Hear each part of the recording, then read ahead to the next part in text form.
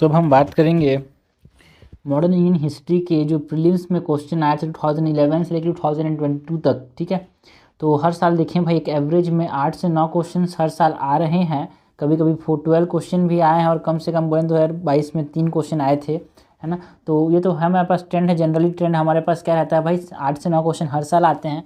तो इसका इंपॉर्टेंस तो इतना ही है, बहुत ज़्यादा इंपॉर्टेंस है, ये तो आपको समझ आ रहा होगा, है ना। तो हम अगर बात करें कि भाई टॉपिक वाइज किस टॉपिक से ज़्यादा क्वेश्चन आते हैं, तो उसके बारे में हम बात करें तो हमारे पास सबसे ज़्यादा क्वेश्चन जो आए हैं वो कहाँ से आए हैं भाई, नेशनल मूवमेंट, है ना। 1930 से लेके 1947 तक जो नेशनल मूवमेंट, वहाँ से 15 क्वेश्चन आए हैं भाई, है ना अपने पास। उसके बाद यहाँ पे इकोनॉमिक पॉलिसी और ब्रिटिश से 14 क्वेश्चन आए हैं। ठीक है, उसके बाद हमारे पास एडमिनिस्ट्रेटिव चेंजेस आफ्टर 1857 से टोटल हर साल लगभग एक क्वेश्चन देखने को मिला, 12 क्वेश्चन आए हैं।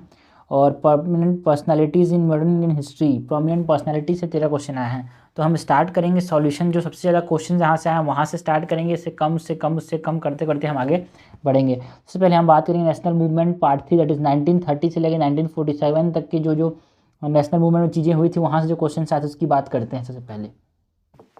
तो इंडियन नेशनल मूवमेंट से पहला क्वेश्चन जो है, मतलब जो 1930 से लेकर हम 1947 के बीच के फेज़ की बात कर रहे हैं, पहला क्वेश्चन 56 नंबर का क्या है, with reference to the proposal of Cripps mission.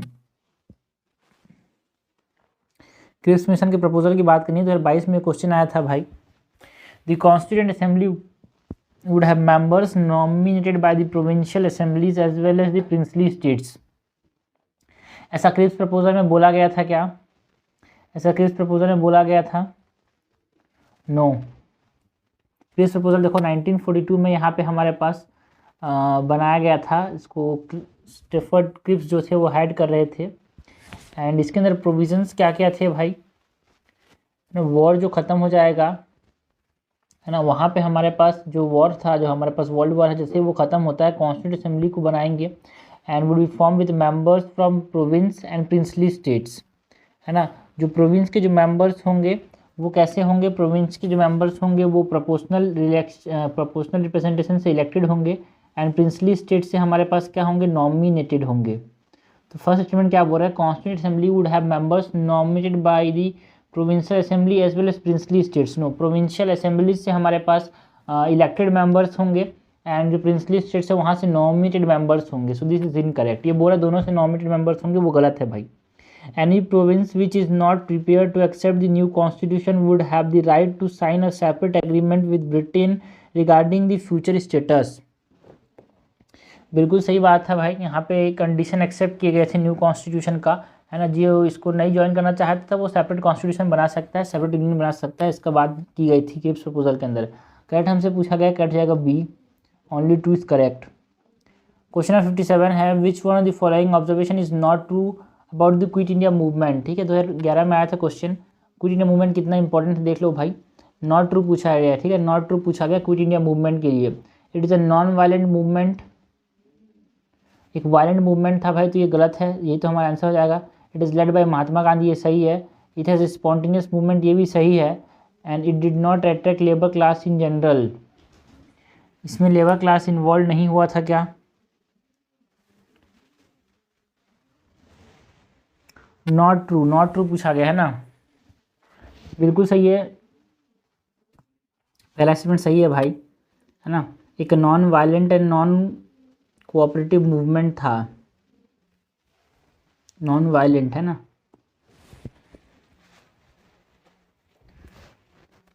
And is led by Mahatma Gandhi.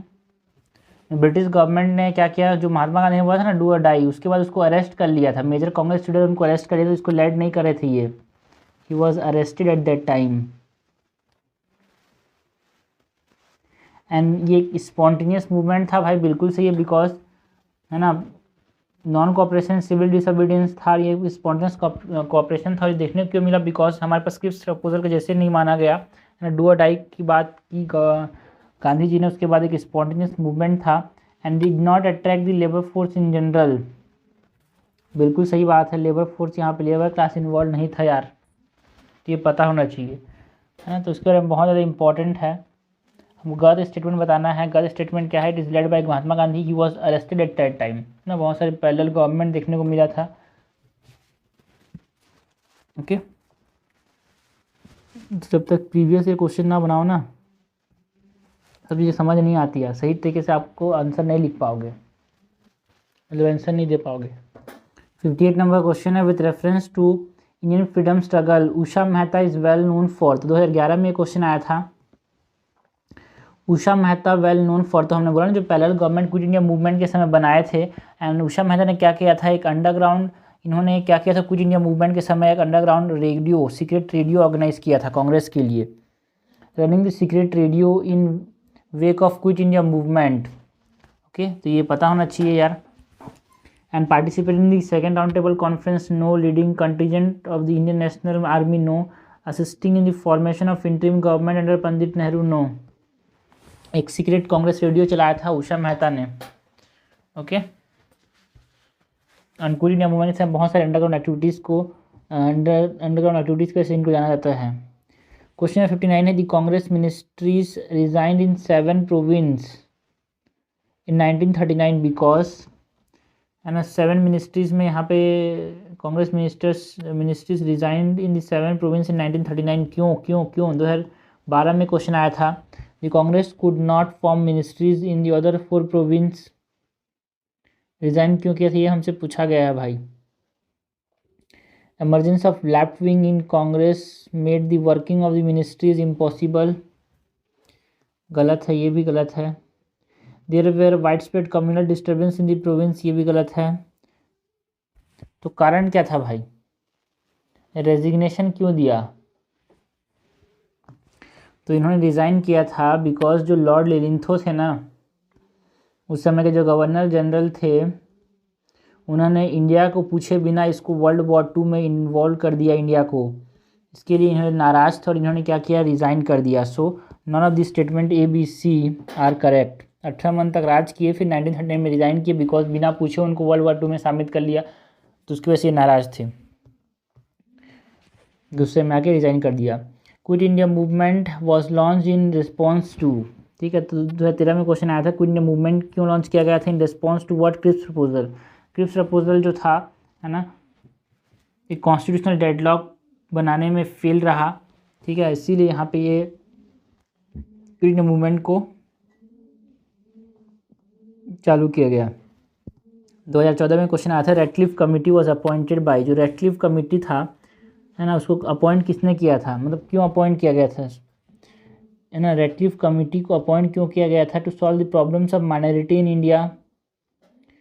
Radcliffe बच्चा को पता है, रेडक्लिफ लाइन ये बॉर्डर के लिए देखने जाता है भाई, है ना, तो रेडक्लिफ बच्चे पता है, सारा तोड़ के चला गया, अजीब सा, है ना। Solve the problems of minority in India, given effect to the Indian independence bill, delimit the boundaries between India and Pakistan, बिल्कुल सही। Inquiry into the riots of East Bengal, no, है ना। क्वेश्चन 62 है, with reference to the Congress socialist party, 2015 में question आया था, Congress socialist party के बारे में बताना है। It advocated the boycott of British good and evasion of taxes, है ना, बिल्कुल सही। जो कांग्रेस सोशलिस्ट पार्टी था, है ना, वो कब बना था भाई, कांग्रेस सोशलिस्ट पार्टी जो था वो बना था 1934 में। एंड देखो, ये बाइकआउट के बारे में बात तो नहीं किया था, लेकिन ब्रिटिश गुड के बाइकआउट के बारे में बात नहीं किया था, टैक्स इवेजन के बारे में बात नहीं किया था। ये जो कांग्रेस सोशलिस्ट पार्टी थी, इसके मेन फाउंडर्स में हमारे पास जयप्रकाश नारायण आते हैं, ठीक है, एंड आचार्य नरेंद्र देव के अंदर यहाँ पे ये बना था, है ना। एंड यहाँ पे ये डिसेंट्रलाइज सोशलिज्म की बात करता है, यहाँ पे ये डिसेंट्रलाइज सोशलिज्म की बात करता है, डिसेंट्रलाइज सोशलिज्म की बात करता है, जहाँ पे ये कोऑपरेटिव्स की बात करते हैं, हम कोऑपरेटिव्स बनाएंगे उसकी बात करते हैं, ट्रेड यूनियन बनाने की बात करते हैं, इंडिपेंडेंट फार्मर को इंडिपेंडेंट बनाने की बात करते हैं, ये, है ना। यहाँ पे ये टैक्स इवेजन की बात नहीं करते, बाइकआउट ऑफ ब्रिटिश गुड की बात नहीं करते। And it wanted to establish the dictatorship of the proletariat, नहीं भाई, ये इंडिपेंडेंस अटेंड करने की बात करते थे थ्रू नेशनलिज्म, तो ये डिक्टेटरशिप बनाने, है ना, सोशलिज्म की बात करते थे, डिक्टेटरशिप की बात नहीं करते थे। They advocate separate electorate for minority and oppressed class, है ना, बिकॉज ये सेक्युलरिस्ट थे, तो ये माइनॉरिटीज़ है ना, they hope transit communal division through class solidarity, सबको एक साथ लाने से हम क्या कर सकते हैं, जो डिफरेंसेस हैं उसको हम दूर कर सकते हैं, ऐसा ये मानते थे, है ना। तो ये separate electorate and minority and oppress class के लिए अलग अलग इलेक्टोरेट बनाने की बात नहीं करते थे। तो करेक्ट हमसे पूछा गया है, करेक्ट हो जाएगा सी 1 2 3, सॉरी करेक्ट हमसे पूछा, करेक्ट तो कोई सा भी नहीं है यहाँ पे, सारे इनकरेक्ट हैं, तो आंसर हो जाएगा डी। क्वेश्चन नंबर 63 है, who of the following organized a march on Tanjore coast to break the salt law in April 1930। ठीक है, तंजौर कोस्ट तक किसने, जैसे हमारे पास गांधी जी ने दांडी में मार्च निकाला था, तंजौर कोस्ट तक किसने सॉल्ट मार्च निकाला था सॉल्ट लॉ को तोड़ने के लिए, 2015 में क्वेश्चन आया था भाई, है ना। तो जो सी राजगोपालाचारी थे, इन्होंने एक तरह से मार्च दांडी मार्च जो साबरमती आश्रम से गांधी जी ने लेड किया था, उसी प्रकार जो राजगोपालाचारी थे उन्होंने क्या किया, तमिलनाडु के अंदर इसको लेड किया था। ओके, है ना। एंड उड़ीसा के अंदर हम बात करें तो गोपाल बंधु चौधरानी ने यहाँ पे लेड किया था, बालासोर कोस्ट में, कटक में, ये सब चीज़ें इंपॉर्टेंट है ना। सरोजनी नायडू ने धारा सेना में यहाँ पे लेड किया था, तो ये भी याद रखना भाई, धरसाना में सरोजनी नायडू। ओके, एंड रानी गेदलिनू ने नागालैंड में लेड किया था, बैनर्स लिए थे अगेंस्ट ब्रिटिश। नागालैंड में रानी, मेरा इसमें वीडियो भी है वो वाला, रानी गेदलिनू का। ओके, सो क्वेश्चन नंबर 64 देखते हैं, with reference to cabinet mission. हम 2015 में क्वेश्चन आया था, कैबिनेट मिशन की बात करनी है, with reference to cabinet mission which the following statement is are correct. Cabinet mission के लिए हमसे करेक्ट पूछा गया, तो कैबिनेट मिशन को कब अपॉइंट किया था, 1946 में अपॉइंट किया गया था भाई। Okay, it recommended federal government, क्या ये फेडरल गवर्नमेंट को रिकमेंड करता था, हाँ, क्या ये फेडरल गवर्नमेंट को रिकमेंड करता था, बिल्कुल सही बात है यार, है ना। वो फेडरल गवर्नमेंट की बात करता था जिसमें हमारे पास सेंट्रल स्टेट के बीच में हमारे पास, है ना, पावर्स डिस्ट्रीब्यूटेड रहेंगे। And it enlarge the power of Indian courts, no, इसने क्या किया, इंडियन कोर्ट्स के पावर को एनलार्ज करने की बात नहीं की थी यार। And also it provide for more Indians in the ICS, no, जो कैबिनेट मिशन प्लान था वो सिर्फ फेडरल नेचर के बारे में बात करता था, है ना, सब्जेक्ट्स की बात करता था, federal nature and federal subjects के बारे में, है ना। ज़्यादा इंडियंस को ICS में इंपीरियल सिविल सर्विसेज के अंदर और कोर्ट के पावर को बढ़ाने की कोई भी बात नहीं की गई थी कैबिनेट मिशन प्लान में। करेक्ट हमसे पूछा गया है, कट जाएगा ओनली 1। क्वेश्चन नंबर 65 है, the plan of sir Stafford Cripps. देखो भाई फिर से क्वेश्चन आ गया क्रिप्स मिशन, तो क्रिप्स मिशन क्वीन मूवमेंट कैबिनेट मिशन प्लान बहुत इंपॉर्टेंट है। 2016 में क्वेश्चन आया था, sir Stafford Cripps advises after the plan of Cripps advises that after the second world war, second world war के बाद क्या करेंगे हम, है ना, ये बताया गया था क्रिप्स मिशन में। India should be granted complete independence, क्या हमको कंप्लीट इंडिपेंडेंस देने की बात की थी यार।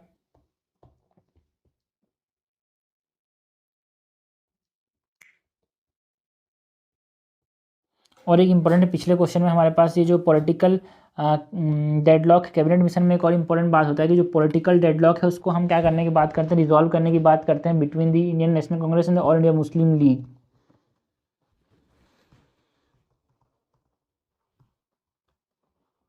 ये इंपॉर्टेंट चीज़ है, Indian National Congress and all India Muslim league के बीच में ये पूछा जा सकता है। ठीक है, तो जो क्रिप्स मिशन था भाई, है ना, India should be granted complete independence, क्या कंप्लीट इंडिपेंडेंस देने की बात करते थे ये, नो, हाँ, यहाँ पे डोमिनियन स्टेटस देने की बात करते थे। क्रिप्स मिशन ने डोमिनियन स्टेटस देने की बात की भाई। India should be partition into 2 before granting independence, है ना, क्या 2 पार्ट में डिवाइड कर दिया जाएगा इंडिया को, है ना, ऐसे कोई बात नहीं की गई थी यार, यहाँ पे 2 पार्ट में डिवाइड कर दिया जाएगा इसको।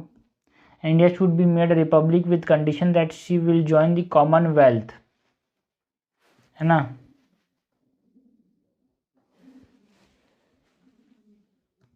नहीं, ऐसा कोई कंडीशन नहीं रखा था कि आपको कॉमनवेल्थ को ज्वाइन करना पड़ेगा, है ना। ये उसकी मर्जी है भाई, चॉइस दिया गया था कि आप चाहो तो ज्वाइन करो वरना ना ज्वाइन करो। India should be given dominant status, बिल्कुल सही है। क्रिप्स मिशन में इंडिया को डोमिनेंट स्टेटस देने की बात की जाती थी। एंड आफ्टर दी वॉल यहाँ पे प्रोविंस से इलेक्टेड मेंबर्स होंगे एंड प्रिंसली स्टेट से नॉमिनेटेड मेंबर्स होंगे और एक कॉन्स्टिट्यूंट असेंबली बनाने की बात की जा रही थी। क्वेश्चन नंबर 66 है, with reference to Indian freedom struggle consider the following events. हमको क्या पूछा गया है भाई, 2017 में क्वेश्चन आया था, इन फ्रीडम स्ट्रगल के बारे में पूछना है। क्रोनोलॉजिकल ऑर्डर में हमको अरेंज करना है भाई। रॉयल इंडियन नेवी म्यूटनी, ठीक है, mutiny in the royal Indian navy कब हुआ था भाई, म्यूटनी। हाँ, तो जो रॉयल इंडियन नेवी म्यूटनी था वो कब हुआ था, 1946 में हुआ था, 1946 में। क्विट इंडिया मूवमेंट लॉन्च कब हुआ था, 1942 में। सेकेंड राउंड टेबल कॉन्फ्रेंस कब हुआ था, सेकेंड राउंड टेबल कॉन्फ्रेंस हुआ था 1931 में। तो पहले 3 फिर 2 फिर 1, 3 2 1, आंसर हो जाएगा सी। 67 नंबर क्वेश्चन है, with reference to the British colonial rule in India. हमको बात करनी है about the British colonial rule in India की। क्वेश्चन 2019 में आया था। Mahatma Gandhi was instrumental in the abolition of the system of indentured labour. कि महात्मा गांधी बहुत इंपॉर्टेंट रोल प्ले करते हैं जो इंडेंजर्ड लेबर है उसके अबॉलिशन में, बिल्कुल सही है। इंडेंजर्ड लेबर मतलब हमारे पास, है ना, कुछ लोगों को पर्टिकुलर लेबर को मान लेता था कि हाँ भाई ये लेबर काम कर ही रहेंगे, है ना। जो यहाँ से इंडिया से ब्रिटिश जो थी वो सबको साउथ अफ्रीका ले जाती थी, साउथ अफ्रीका, तो उसको हटा दिया इन्होंने इंडेंजर्ड लेबर वाले कॉन्सेप्ट को। In Lord Chelmsford War Conference, Mahatma Gandhi did not support the resolution on recruiting Indians for World War. गलत बात है भाई। जो लॉर्ड चेम्सफोर्ड वॉर कॉन्फ्रेंस हुआ था वर्ल्ड वॉर 1 के लिए, उसमें महात्मा गांधी ने एग्रीड किया था। फर्स्ट वर्ल्ड वॉर में उन्होंने एग्रीड किया था कि हाँ चलो भाई हम इनका काम आएंगे तो हमारा काम आएंगे, ऐसे सोच के, बट ये काम नहीं आए। सो नॉट सपोर्टेड बोल रहा है तो गलत बोल रहा है भाई, he supported. Consequent upon the breaking of the SALT law by the Indian people, the Indian National Congress was declared illegal by the colonial rules। बिल्कुल सही बात है। जब सॉल्ट लॉ को तोड़ दिया इंडियन नेशनल कांग्रेस ने तो उसको इलीगल घोषित कर दिया, जिससे वो सत्याग्रही इसको क्या करें, डिटर कर पाएँ। तो हमसे क्या पूछा गया, करेक्ट पूछा गया 1 और 3, करेक्ट आंसर क्या हो जाएगा, बी। 68 है, गांधी इरविन पैक्ट। हमको 2020 में क्वेश्चन आया था, Gandhi Irwin pact include which of the following. तो गांधी इरविन पैक्ट में क्या क्या आता है यार, invitation to Congress to participate in the round table conference. Gandhi Irwin pact में गांधी इनविटेशन था कांग्रेस का to participate in the round table conference, बिल्कुल सही बात है ना। Withdrawal of ordinance promulgated in connection with the civil disobedience movement, बिल्कुल सही बात। जो सिविल डिसोबीडियंस मूवमेंट हुआ था 1930s में, उसमें जितने भी ऑर्डिनेंस थे उसको प्रमलगेट किए गए थे, उसको वापस ले लो, ऐसे बात की गई थी कि गांधी इरविन पैक्ट में, बिल्कुल सही बात है। Acceptance of Gandhi suggestion for inquiry into the police execution. और जो सिविल डिसोबीडियंस मूवमेंट के दौरान जो पुलिस ने चार्जेस लिए थे, जो एग्जीक्यूशन एक्सेसेस जो किए थे उन्होंने, उसके ऊपर भी यहाँ पे इंक्वायरी करने की बात गांधी जी ने बोला था, बट क्या उसको एक्सेप्ट किया गया, नो, उसको डिमांड को रिजेक्ट कर दिया गया भाई इरविन के द्वारा। Release of only those prisoner who were not charge with violence, है ना, बिल्कुल सही है। इन्होंने बात की गांधी इरविन पैक्ट में कि उन्हीं प्रिजनर्स को रिलीज़ करो जिन्होंने वायलेंस नहीं किया है, सबको रिलीज़ नहीं कर सकते। उन्हें बोले कि भाई नहीं हम सब रिलीज़ नहीं करेंगे, तो आप बोले जिन्होंने वायलेंस नहीं किया, जिनको बिना मतलब का आप अरेस्ट किए उनको रिलीज़ कर दो कम से कम। करेक्ट हमसे पूछा गया 1, 2 और 4, इस करेक्ट आंसर क्या हो जाएगा, 68 का बी। 69 नंबर क्वेश्चन है, with reference to 8 August 1942 in history which of the following statement is correct. तो बच्चे को पता है 1942 देखते ही आपको दिमाग में आना चाहिए quit India movement. Quit India resolution was adapted by the all India Congress committee, बिल्कुल सही बात है भाई, है ना। डू और डाई का नारा दिया था गवर्नमेंट ने, कहाँ पे, जो सेशन हुआ था मुंबई के अंदर, वहाँ पे ना, ग्वालियर टैंक के अंदर हुआ था। तो ये बिल्कुल सही है। Viceroy executive council was expanded to include more Indians, गलत बात है भाई। वाइस रॉय एग्जीक्यूटिव काउंसिल को एक्सपांड किया गया था under the government of India act of 1919।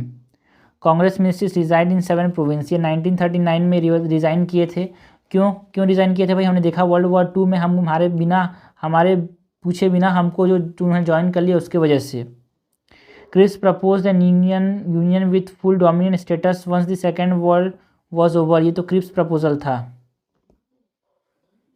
है ना। क्रिप्स प्रपोजल तो बाद में आया था भाई। सो यहाँ पे क्विट इंडिया मूवमेंट, इस डेट में क्या हुआ था, क्विट इंडिया मूवमेंट का रेजोल्यूशन अडॉप्ट किया गया था। इस दिन गांधी जी ने डू और डाई, करो या मरे का नारा दिया था। ग्वालियर टैंक, याद रखना इस जगह का नाम बहुत इंपॉर्टेंट है, मुंबई के अंदर है ये। क्वेश्चन नंबर 70 है, in the context of colonial India Shahnawaz Khan, Prem Kumar Singhal and Gurbaksh Singh Dhillon are remember as. तो देखो 2021 में क्वेश्चन आया था, कॉलोनियल इंडिया में इनको क्यों जाना जाता है, बिकॉज ये जो थे वो इंडियन नेशनल आर्मी के ऑफिसर्स थे जिनको फांसी की सजा सुनाई गई थी। ओके, जिनको फांसी की सजा सुनाई गई थी भाई, अरे इंदिरा जी के बहुत करीब थे, इनको ट्रायल्स, INA ट्रायल्स में ये न्यूज़ में थे ये। Leader of swadeshi boycott movement, member of the interim government, member of the drafting committee, no, officers of the Indian National Congress.